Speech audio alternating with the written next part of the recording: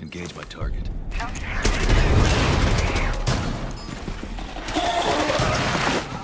With me!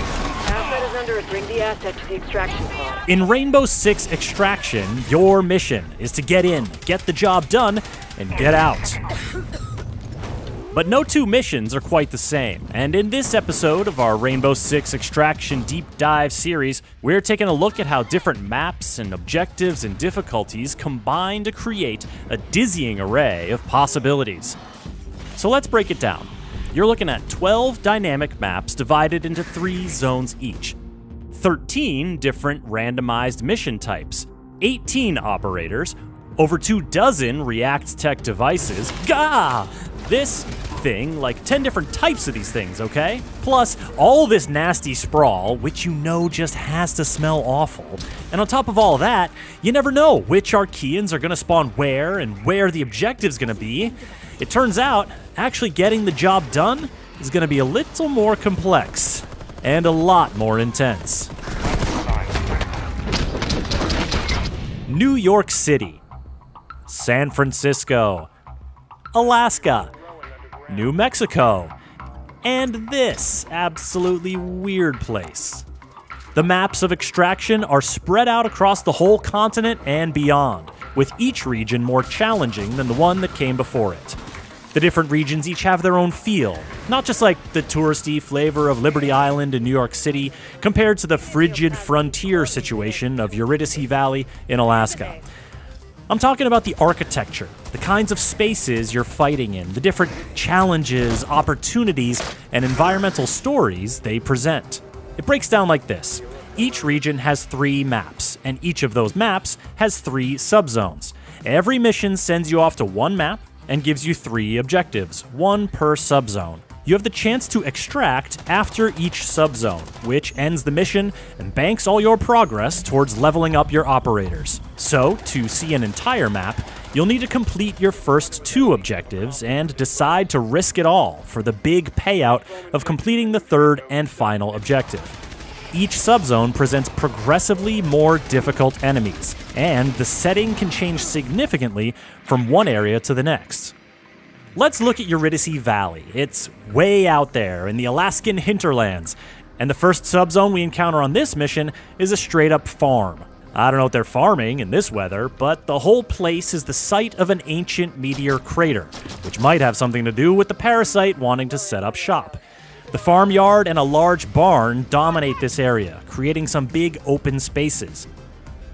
In the next subzone, Eurydice Commons, you'll find yourself mostly indoors in what looks to be part hunting lodge, part museum of oddities.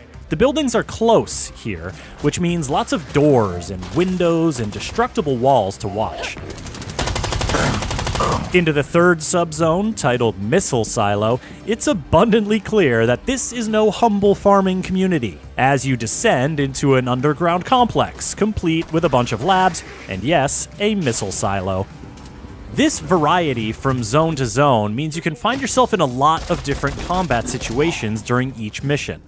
Playing the Specimen objective, in which you need to lure an elite enemy back to your pad and try not to get mauled in the process, gets trickier when you have a lot of stairs and sprawl to traverse.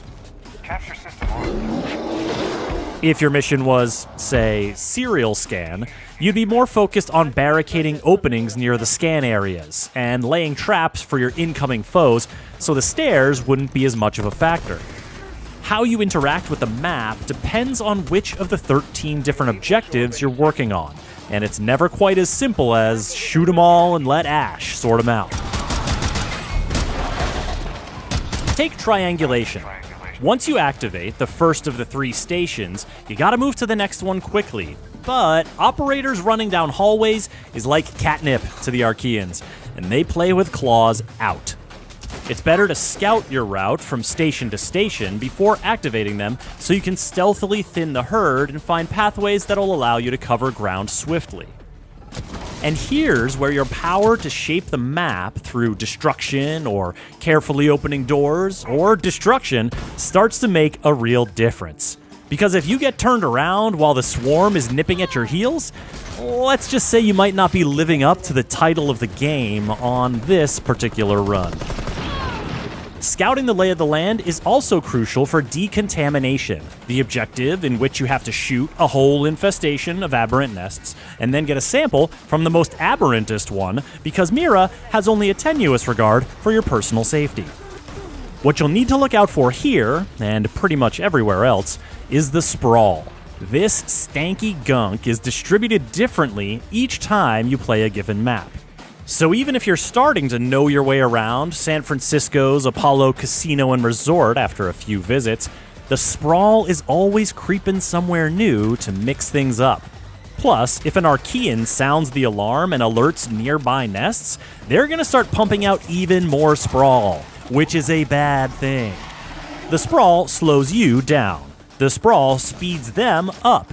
The effects of spreading sprawl can essentially alter the map mid-mission in favor of the things that want to kill you.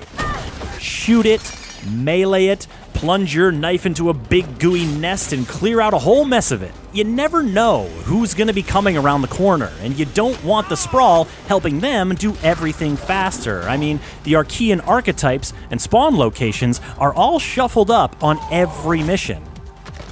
I've played Sabotage and managed to defend my charges with a gaggle of explosive breachers gambling at me on all fours from every which way, but when it's a pack of spikers throwing spikes at me through walls from lion knows where, I don't know, man. Look, we're going to talk a lot more about the different Archeans and tactics to take them down in another episode of this deep dive series, but suffice to say, when it comes to enemies, you never quite know what you're going to get. And hey, if what you're getting isn't making you break a sweat, or you want to get after those operator skill upgrades and weapon unlocks more quickly, then kicking the difficulty up a notch might be right for you.